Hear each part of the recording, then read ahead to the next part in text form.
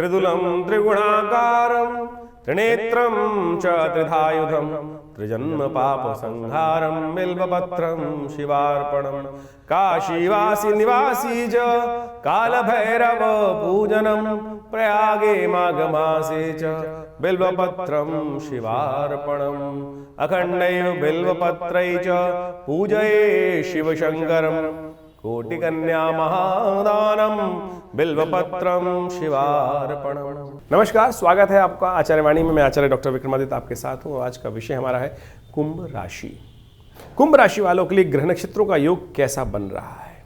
देखिए कुंभ राशि वालों, जनवरी के मध्यकाल में ये समय जो है ना, वो आपके लिए बहुत विशेष है, लेकिन आपको थोड़ा ध्यान रखना पड़ेगा। समय अच्छा है, नई उम्मीदों को जगाने वाला है। ये समय जो आ रहा है विशेष तौर पर 144 साल बाद जो कुंभ का योग बन लेके आ रहा है। कुंभ बनता है सूर्य और बृहस्पति के योग से, और आपकी राशि में देखिएगा इस वक्त सूर्य और बृहस्पति का जो योग बन रहा है वो बहुत विशेष है। बृहस्पति बैठे हैं चतुर्थ में, सुखमय भाव में। सूर्य जाने वाले हैं मकर संक्रांति के दिन पर 12वें भाव पे। बृहस्पति की दृष्टि पूरी तरह से उनके ऊपर पड़ने वाली है। ध्यान रखिएगा, ये विशेष तौर पर आपकी महत्वाकांक्षा, बड़ी सोच, बड़े लाभ की उम्मीद जगाने के योग बनाने वाले हैं। और इसमें और ध्यान रखना ये पड़ेगा कि केवल उम्मीद नहीं, कार्य भी करने की आवश्यकता रहेगी। चाहे आप छोटे हैं, चाहे आप बड़े हैं, चाहे आप किसी भी व्यवसाय में हैं, चाहे आप जो भी कार्य करते हैं, चाहे घर के हैं, बहुत सारी उम्मीदें आपकी जागने वाली हैं और बहुत सारे कार्यों के लिए कुछ योजनाएं बड़ी बनने के योग बन सकते हैं। तो ऐसे में आपको समझना है कि ग्रह नक्षत्र आपके लिए कहाँ कब कौन सा मोड़ आपके समक्ष दरवाज़ा खोलने के योग बना रहे हैं। सिलसिलेवार तरीके से हम आपके समक्ष उपस्थित हैं जनवरी के मध्यकाल के बारे में बताने के लिए। 11 तारीख से आरंभ करते हैं। शनिवार का अवसर है, द्वादशी तिथि है उस दिन, और चंद्रमा उस दिन वृषभ राशि में उच्च के होकर बृहस्पति के साथ चतुर्थ भाव में विराजमान है। आपके लिए एक भी पॉइंट से नेगेटिव बात नहीं है, बहुत अच्छी है। ये आपके लिए बड़ा सुंदर योग बनता दिखाई दे रहा है। लेकिन आप जो थोड़े से शनि के इस वक्त योग में चल रहे हैं 7.5, वो आपके लिए कष्ट का योग है। 7.5 जो है ना, वो क्या होता है, शनि को मनाने के लिए बहुत ज़रूरी है।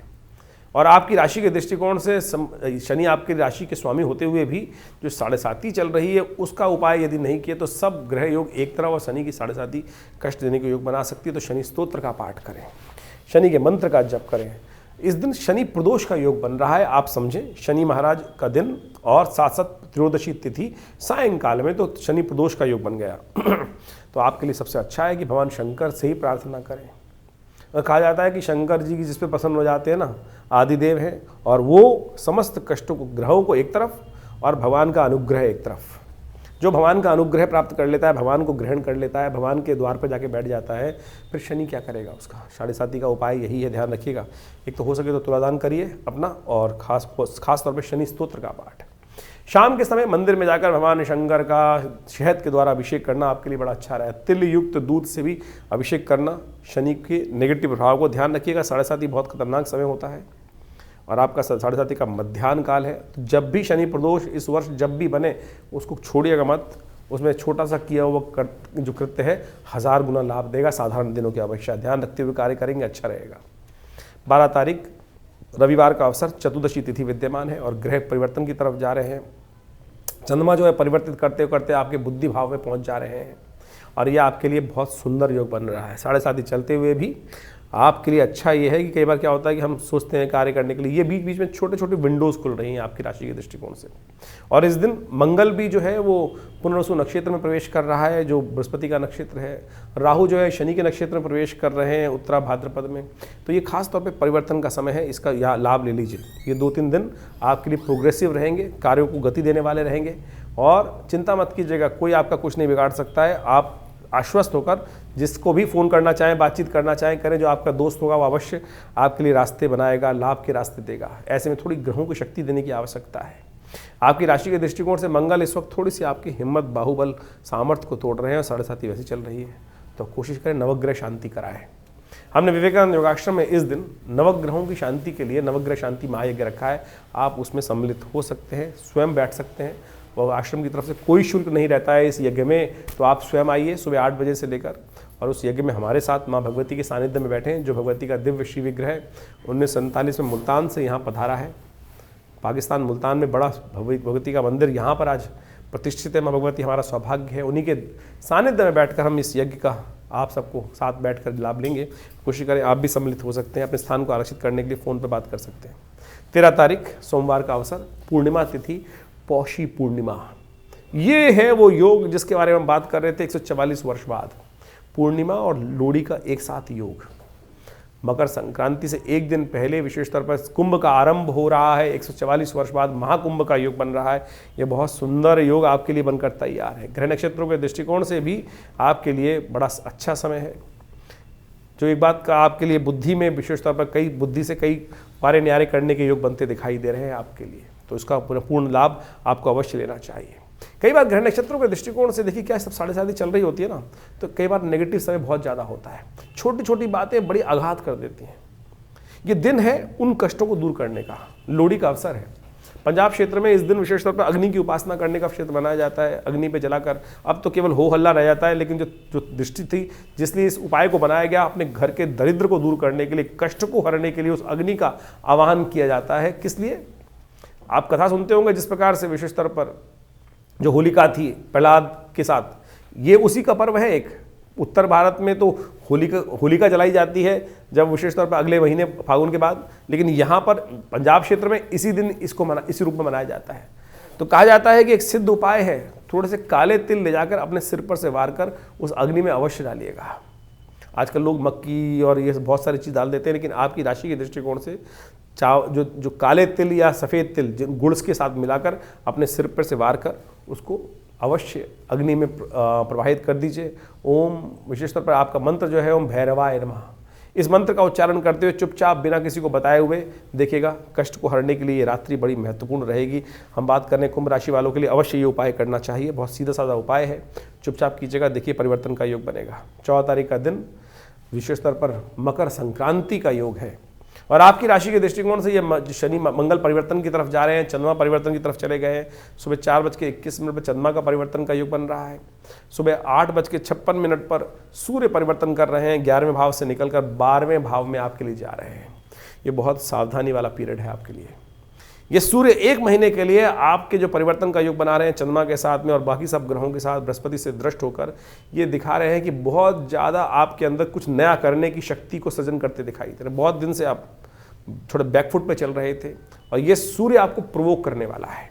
7:30 का समय है, सावधानी के साथ चलने की ज़रूरत है। कुंभ राशि वालों, हल्की सी गलती बहुत ज़्यादा परेशान डाल सकती है। जो शेयर वगैरह में काम कर रहे हैं, कुछ भी रिस्क वाले काम कर रहे हैं, उनको बहुत ज़्यादा थोड़ा बांध के हिम्मत से साथ करने की ज़रूरत है। बहुत ज़्यादा महत्वाकांक्षा कष्ट दे सकती है। ऐसे में उन कष्टों को दूर करने के लिए सबसे पहले तो आप एक उपाय नोट कर लें। मकर संक्रांति का पर्व 144 साल बाद इस बार बना है, ऐसा जो कुंभ के साथ साथ बनकर आया है। तो ऐसे में एक काम करें, सबसे पहले तो आप इन अपने कष्टों को दूर करने के लिए सबसे श्रेष्ठ जो हम आपको बता रहे हैं, तिल युक्त जल से स्नान करें। इस दिन स्नान का बहुत महत्व है। कहा जाता है कि स्नान करके समस्त कष्टों को कर सकते हैं। आपकी राशि के दृष्टिकोण से पितरों के निमित्त तिल से तर्पण करने का प्रयास करें और हो सके तो अपने जो ग्रहों के नेगेटिव, क्योंकि 7:30 चल रही है, उसके नेगेटिव प्रभाव को दूर करने के लिए हमारे यहाँ स्नान दान का बड़ा महत्व कहा गया है। इस प्रकार से स्नान करने के बाद जो अपने वजन के बराबर सतनाजे का दान जरूर कर दीजिए आप, ये आपके लिए बड़ा अच्छा रहेगा।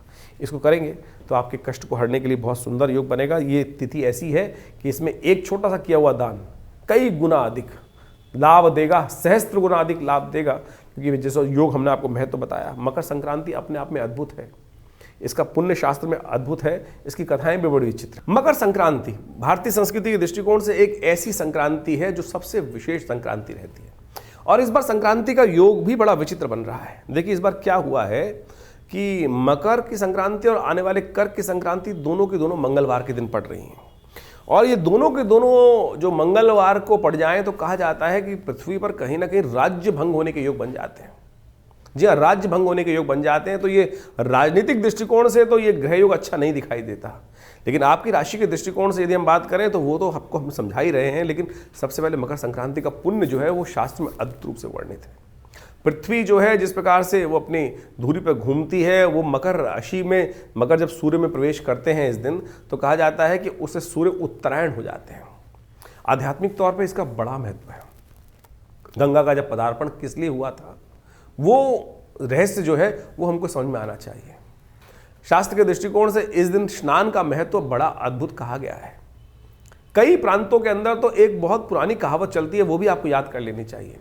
मकर संक्रांति के दिन स्नान करने का बहुत पुण्य माना गया है, और पूर्वज एक विशेष तौर पर बताते थे कि इस दिन सिर में एक विशेष बाल होता है, और यदि इस दिन स्नान किया जाए वो इसी दिन भीगता है और उसके पुण्य प्राप्त करनी, इतना महत्व शास्त्र में बताया गया। पुराने ज़माने में तो यहाँ तक हमने सुना है कि कहा जाता था कि सिर में एक सोने का बाल होता है और वो इसी दिन स्नान करके पुण्य को प्राप्त करता है। यानी कारण तो यही रहा कि स्नान अवश्य करना चाहिए। सर्दी का मौसम चल रहा होता था, पुराने ज़माने की बात है, लोग जो स्थिति चलती थी, बहुत सारे लोग स्नान करने से भागते थे कई लोग। लेकिन माएँ जो थी पुराने ज़माने में किस प्रकार से लोगों को प्रोवोक करती थी। सोचिए कि भैया सोने का बाल होता है, इस दिन तो कम से कम नहीं नहा रहे हो तो कम से कम इस दिन तो अवश्य नहा लो, पुण्य जगाने का प्रयास किया। संक्रांति का इतना महत्व भारतीय संस्कृति में बताया गया है। एक और शास्त्र में कथा जो चलती है, महाराज भगीरथ जिस प्रकार से अथक प्रयास से भगवती गंगा को प्रसन्न करके, भगवान विष्णु को प्रसन्न करके उस गंगा को प्राप्त किए थे, और भगवान जब शिव ने अपने शिरोधार्य किया, कहा जाता है कि अनेक वर्षों की उपासना करने के बाद भगीरथ से भगवान प्रसन्न हुए और भगवान ने उस गंगा को अपने सिर पर धारण किया। इसीलिए भारतीय संस्कृति में भगवान शंकर का जो मंत्र है वो सबसे श्रेष्ठ कहा जाता है। हम कोई भी शपथ लेते हैं तो जल ग्रहण हाथ में, संकल्प लेते हैं तो भगवान वो लेते हैं ना, जल हाथ में लेते हैं। तो जो गंगा जल हाथ में लेने की परंपरा है, भगवान शिव के मंत्र तो इसलिए जागृत हैं कि शिव ने तो उन समस्त मंत्रों के अधिष्ठात्री जो संकल्प का भाव है वो अपने सिर पे धारण कर रखा है भगवान शिव ने। इसलिए संकल्प को सत्य करने के लिए शिव का ध्यान अवश्य करना चाहिए। इसलिए बहुत पुराना मत, सत्यम शिवम सुंदरम जो कहा गया ना, सत्य शिव जो एक ही है, सुंदर है, वो गंगा के कारण ही है, और गंगा का सुंदर प्रभाव ही ऐसा है। तो कहा जाता है कि भगीरथ ने जो उपासना करी थी, अनेक पीढ़ियों से लगकर भगीरथ जी ने जो प्रयास, भगीरथ के जो भाग्य जागे, कि वो कारण क्या था कि सगर के पुत्र, जो सगर के 60,000 पुत्र थे, वो कपिल मुनि के श्राप से जो भस्म हो गए थे, उनकी मुक्ति का रास्ता नहीं मिल रहा था, गंगा को पदार्पण उसलिए कराया गया था। कहा जाता है इसी शुभ मुहूर्त में, उत्तरायण जब हुए भगवान सूर्य, और इसी मकर संक्रांति के दिन भगीरथ जब गंगा लेकर चले थे भगवान शिव के यहाँ से, तो इसी दिन वो पाताल लोक में पहुँचते हैं। जो गंगा सागर, जो आपको कथा याद होगी, सारे तीर्थ बार बार, गंगा सागर एक बार, ये वो गंगा सागर के स्नान का इस तीर्थ के दिन, इस 3 दिन के दिन अत्यधिक महत्व कहा जाता है। बड़ा मेला लगता है गंगा सागर पर, और कहा जाता है इस दिन ही भगीरथ वहाँ जो गंगा को लेकर पहुँचे थे, उससे पितरों की तृप्ति का, उनके 60,000 सगर के जो पुत्र थे, उनका जो वहाँ भस्म पड़ी हुई थी और उनकी मुक्ति का कोई मार्ग नहीं मिल रहा था, तब उनको भी वो मुक्ति का मार्ग वहाँ से मिला। तो कहा जाता है कि इस शुभ तिथि में अपने पूर्वजों के निमित्त अवश्य कुछ तर्पण, दान, पुण्य इत्यादि अवश्य करना चाहिए। और इस बात का ध्यान रखो कि इस दिन गंगा जल से स्नान अवश्य करो। गंगा का स्नान यदि तीर्थ में जा सको, कुंभ का अवसर है, सुंदर रूप से समर्पण भाव से भगवान के श्री विग्रह का ध्यान करते हुए इस मकर संक्रांति के पुण्य वेला पर, जैसा हमने आपको बताया कि 144 वर्ष बाद सुंदर इस बार तीर्थराज प्रयाग के अंदर ये योग बना है, और माघ का महीना आरंभ हो गया। हमने आरंभ में एक मंत्र बोला था, काशी वासी निवासी च काल भैरव पूजनम प्रयागे माघ मासे च बिल्वपत्रम शिवार्पणम, जो त्रिदम त्रिगुणाकारम त्रिनेत्रम च त्रिधायुधम। कहा जाता है कि अनेक जन्मों के ऐसे शुभ योग में यदि एक बार बिल्वपत्र आप माघ के महीने में उस तीर्थराज प्रयाग के अंदर उस भगवान शंकर पर यदि आप एक बार भगवान शंकर पर, उन शिवलिंग पर यदि अर्पित कर दें, तो कहा जाता है कि अनेक जन्मों के पाप जो हैं वो संगार हो जाते हैं। तो इस शुभ योग, महत्वपूर्ण योग का आपको लाभ लेने का प्रयास करना चाहिए। अवश्य अपने पितरों के निमित्त तर्पण, ब्राह्मण भोजन अवश्य कराएं, गायत्री का जप अवश्य करें। ये शास्त्र में विधान है। हम अपने जीवन की जो भी उठापटक रहती है, रंगरलियाँ रहती हैं जीवन में, अपने पूर्वजों को भूलते चले जा रहे हैं, और वो अपेक्षा करते हैं कि हमारे जो लोग हैं वो हमारे लिए कुछ ध्यान करते हैं कि नहीं करते हैं। तो भाई सब लोगों से अनुरोध है मेरा, अवश्य इस शुभ योग पर अपने पितरों की तृप्ति के लिए कुछ गायत्री जप अवश्य करें। ब्राह्मणों को भोजन, गऊ को भोजन, श्वान को भोजन, कौवे के निमित्त कुछ ग्रास, चींटियों के निमित्त कुछ ग्रास, भिक्षुकों के लिए कुछ ग्रास इत्यादि, गऊ के निमित्त ग्रास इत्यादि अवश्य निकालने का प्रयास करें। और हो सके तो गंगा जल का स्नान अपने घर में भी कर सकते हैं, नहीं तो तीर्थराज में जाकर विशेष तौर पर कुंभ के शुभ अवसर पर लाखों करोड़ों लोग वहाँ पहुंचकर इस शुभ वेला पर अपने पितरों के निमित्त तर्पण इत्यादि कर रहे हैं, तो आप भी अवश्य करें। और शास्त्र के दृष्टिकोण से इस मकर संक्रांति के अवसर पर अनेक अनेक उपाय शास्त्र में बताए गए हैं। वो सब करने के लिए कंबल का दान, गर्म ऊनी कपड़ों का दान, चप्पल का दान, छाते का दान, खिचड़ी का दान, उड़द की दाल का, चावल का, गुड़ का, रेवड़ी का, बहुत सारी परंपराएं भारतीय संस्कृति में हैं। उन सबको कोशिश का यथाउचित प्रयास से अवश्य करने का प्रयास करना चाहिए। ये तीर्थ जो है, ये तिथि जो है बहुत ही अद्भुत है, समस्त अनिष्टों को दूर करने वाली है। तो इसका ध्यान रखते हुए कार्य यदि करेंगे तो बहुत सुंदर योग बनेगा। जीवन में कष्टों को दूर करने का मार्ग आपको अवश्य प्राप्त होगा। तो इस सिद्धांत को आपको समझते हुए कार्य करने का प्रयास करना चाहिए। कुंभ राशि वालों, समझो आपने मकर संक्रांति का सुंदर महात्मा हमारे द्वारा भी समझा, तो ऐसे में कुंभ इस जो विशेष तौर पर ये स्नान है, इसका भी महत्व समझिएगा। 50 करोड़ आदमी इस बार उस सुंदर योग पर केवल डुबकी लगाने के लिए आ रहा है, ऐसे ही नहीं है, पागलपंती नहीं है, ये बहुत दिव्य है। इस संसार के महत्व को समझें कि हम आए थे उस श्री हरि के किसी कारण के लिए जो अध्यात्म बताता है, लेकिन हम आए थे हरि भजन को ओटन लगे कपास, कुछ और कार्य में लग गए हैं। तो इस बात को सिद्धांतिक तौर पर समझ के कार्य करेंगे तो अच्छा रहेगा। 15 तारीख का दिन समझ लीजिए, बुधवार का अवसर है, 15 जनवरी के दिन द्वितीया तिथि है, माघ का महीना आरंभ हो चुका है और ग्रह नक्षत्रों के दृष्टिकोण से ग्रह योग जो आपके लिए सूचना दे रहे हैं वो विशेष तौर पर दिखा रहे हैं। थोड़ा स्वास्थ्य का ध्यान रखने की ज़रूरत है, थोड़ा सर्दी जुकाम इत्यादि जो परेशानी है वो थोड़ा स्वास्थ्य का, प्रथम सुख निरोगी काया, तो स्वास्थ्य का ध्यान रखते हुए कार्य करने का प्रयास कीजिएगा। ये 2-3 दिन जो हैं विशेष तौर पर 14, 15, 16 जो है स्वास्थ्य के लिए थोड़ा बहुत ज़्यादा सर्दी का ध्यान रखते हुए कार्य करें, वो अच्छा रहेगा। महामृत्युंजय मंत्र का जप करें, वो भी आपके लिए अच्छा रहेगा। 16 तारीख का अवसर बृहस्पतिवार का दिन, परिवर्तन की सूचना है, ग्रह परिवर्तन की तरफ जा रहे हैं। थोड़ा सा डिप्रेशन का जो माहौल था वो अब नया उत्साह के साथ चीज़ों को ठीक करता दिखाई देगा। सिंह में पहुंचते हुए चंद्रमा जो है विशेष तौर पर प्रवेश करेंगे और आपके सप्तम भाव में प्रवेश करके लाभ देंगे। ध्यान रखिएगा भद्रा है, इस दिन नए कार्यों को आरंभ करने से बचना चाहिए। दोपहर को 15:44 भद्रा आरंभ होगी, उससे पहले करें तो अच्छा रहेगा। एक बात और ध्यान रखिएगा, 15, 16, 17 तारीख में अश्लेषा और मघा नाम के नक्षत्र रहेंगे। 15 को 11 बजे के आसपास आरंभ होगा, 16 तारीख को पूरे दिन अश्लेषा और मघा नक्षत्र 2 विद्यमान होंगे आधे दिन बाद, और 17 तारीख को मघा नक्षत्र रहेगा। ये गंडमूल के अंतर्गत आते हैं। जो जातक इनमें जन्म ले रहे हैं उनको मूल शांति अवश्य होनी चाहिए, नहीं तो बच्चा जीवन पर परेशान होता है, माँ बाप भी परेशान होते हैं, पूरा घर परेशान होता है। सीधा उपाय है 27 दिन तक 27,000 मंत्रों का जप, 1-1,000 रोज मूल मंत्र का। वो नहीं होता है, बाकी पंडित जी के चक्कर में 27 जगह मिट्टी, पानी, ये वो कंकड़ इत्यादि उन समय व्यक्ति लगा रहता है। लेकिन मूल चीज़ है आप स्वयं कर लीजिए। त्र्यंबकम यजामहे सुगंधिम पुष्टिवर्धनम उर्वारुकमिव वंदनात् मृत्योर्मुक्षीमामृतात्, ये मृत्युंजय मंत्र है, इसी का जप करना सबसे श्रेष्ठ माना जाता है मूल शांति के लिए। विधान तो बहुत लंबे चौड़े हैं, यदि आप उनको फॉलो करें तो बहुत अच्छा रहेगा। तो आपके लिए इस प्रकार का योग आप समझ के कार्य करेंगे तो अच्छा रहेगा। 17 तारीख का दिन शुक्रवार का अवसर, चतुर्थी तिथि है। ग्रह नक्षत्रों के दृष्टिकोण से ये समय आपके लिए दिखा रहा है शुक्र और शनि के सम्मुख चंद्रमा विराजमान हो गए हैं और ये आपके लिए विशेष तौर पे कुछ नई सूचनाओं के समझ जा रहे हैं। लेकिन ध्यान रखिएगा कुछ गलत लोग आपके चरित्र पर लांछन लगाने का योग बना सकते हैं, थोड़ा ध्यान रखिएगा। शुक्र का शनि के साथ संबंध, चंद्रमा सम्मुख, ये थोड़ा सा चरित्र का ध्यान रखते हुए कार्य करना बहुत ज़रूरी है आपके लिए। ऐसे में भगवान गणेश का स्तवन करें, गणेश ही आपके समस्त विघ्नों को दूर करने वाले हैं और संकष्टी चतुर्थी का ही दिन है। इस दिन संकटों को हरने वाले श्री गणेश, तिलकुट जिसको कहा जाता है, माताएं अपने संतान की रक्षा के लिए व्रत रखती हैं, गणेश जी का पूजन करती हैं और तिल का प्रसाद बनाती हैं।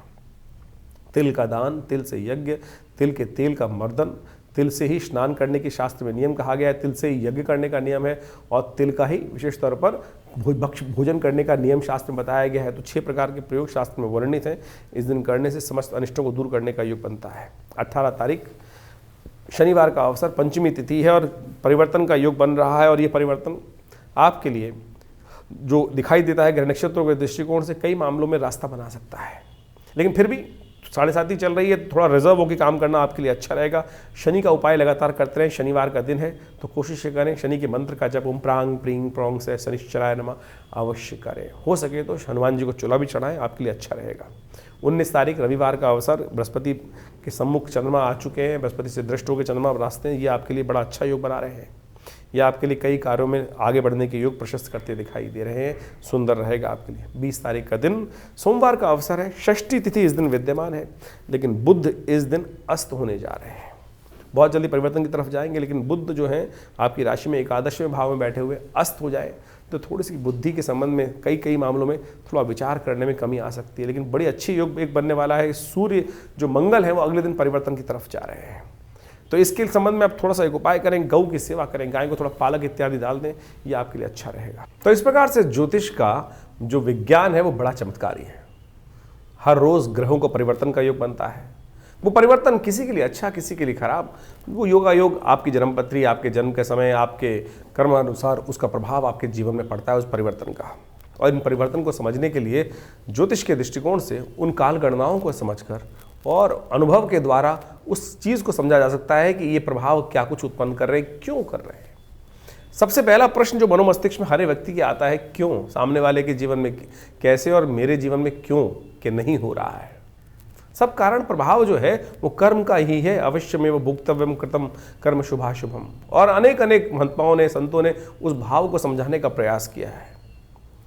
जो कर्म के प्रधान से, कर्म के द्वारा रचा गया चीज़ है वो बदली जा सकती हैं, बिल्कुल कर्म के द्वारा ही बदली जा सकती हैं। ज्योतिष तो काल गणना को पढ़ने का तरीका है कि किस प्रकार की जो हवाएं हैं, किस प्रकार का वातावरण है, कैसा कैसा बनेगा। लेकिन उसके बाद भी यदि समस्त ग्रह खराब भी हैं, तब भी आप अपने कर्म को सुधार कर उस उपाय को जो हम करते हैं, जो शास्त्र के दृष्टिकोण से बहुत विभिन्न उपाय शास्त्रों में वर्णित रहते हैं और अनुभव के द्वारा संत महात्मा गुरुजन इत्यादि बताते हैं, वो कर्म को बदलने का ही तरीका है। और आप इस बात को समझें, बहुत सारे लोग जिस प्रकार से ज्योतिष के ऊपर कुछ व्यंग भी उपस्थित कर देते हैं। अरे भाई, ज्योतिष तो काल गणना को बता सकता है और समझा सकता है आपको, और यदि कोई बदलना चाहे तो उसको बदल भी सकता है। उसके लिए सबसे पहले धैर्य की आवश्यकता है, विश्वास की आवश्यकता है।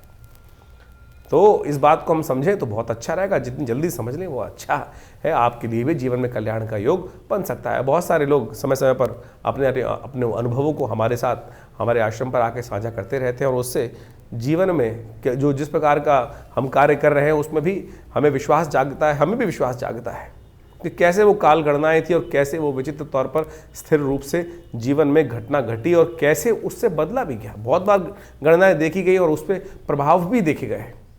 भविष्य को बदला जा सकता है बिल्कुल। जो हम हर रोज़ नित्य प्रति आपको आपके भविष्य को देखकर, आपकी राशि के अनुसार से देखकर, उसके साथ साथ बहुत सारे उपाय जो शास्त्र में वर्णित उपाय हैं, पुराण इत्यादि ग्रंथों में वर्णित उपाय हैं, वो आपके समक्ष रखते ही हैं। और जो अभी समय चल रहा है, कुंभ का समय चल रहा है, 144 वर्ष बाद इतना सुंदर कुंभ का युग बना जिसको महाकुंभ कहा जाता है। ये एक ऐसा विषय है, एक ऐसा चीज़ है कि आप समझें कि जो लाखों जन्मों का जो भार है वो 1 सेकंड में काट सकते हैं। किसी को चमत्कार देखना हो तो इस भाव को समझें। और अगर कहीं ऐसे लाखों लोग, करोड़ों लोग, करीब करीब इस बार अंदाजा है 50 करोड़ आदमी, 45 करोड़ आदमी वहाँ डुबकी लगा के जाएगा। विचार उठता है मन में लोगों के साथ, आपके मन में उठता होगा कि कैसे वो डुबकी आपके कष्टों को दूर कर देगी, कैसे कर देगी एक डुबकी, और उससे व्यक्ति का कैसे समर्पण, कैसे जीवन बदल देगी। देखिए, ये भारतीय संस्कृति का चमत्कार है।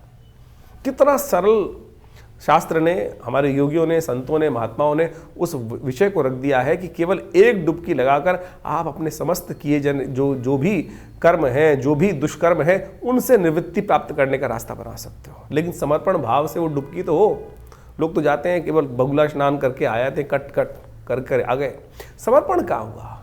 समर्पण का मतलब वास्तविक तौर पे समझे कि कुंभ के द्वारा, उस डुबकी के द्वारा उस समर्पण का वास्तविक अर्थ हम समझ सकते हैं। वो समर्पण कहाँ हो रहा है? उस त्रिवेणी के संगम पर, जहाँ वो गंगा, सरस्वती, यमुना इत्यादि नदियों का पूरा जो मिलन होता है। उसके बाद उसमें से भी गंगा वो है कि जो साक्षात भगवान विष्णु के पैरों से निकली, और उस भगवान विष्णु के पैर से निकली हुई उस सुरमई देवी का कहा जाता है कि एक बार समर्पण भाव से उस पानी की डुबकी में कि श्री हरि अब आप संभालो, भगवान अब आप संभालो। जो कुछ हुआ वो पश्चाताप 1 सेकंड लगता है, उसको आप समझे कितने जन्मों में किए हुए पाप, गलत कर्म वो बिल्कुल निवृत्त हो सकते हैं। लेकिन वो समर्पण भाव तो हो, वो डुबकी लगाकर बाहर निकलना, वो यदि समर्पण भाव से हुआ तब तो वो नवीन जन्म हुआ। नहीं तो फिर वही है कि कौवा काला है, काला काला ही रहेगा, बदल तो सकता नहीं है।